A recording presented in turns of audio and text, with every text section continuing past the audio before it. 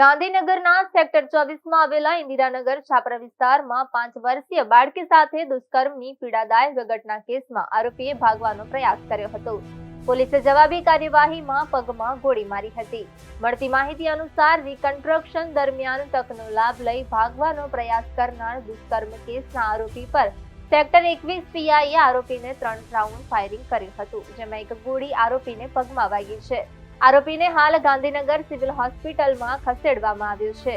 દુષ્કર્મી આરોપીને પોલીસ દ્વારા ગોળી મારવામાં આવતા ઘટના પર હાજર લોકોએ ગાંધીનગર અને ગુજરાત પોલીસ જિંદાબાદના નારા લગાવ્યા હતા.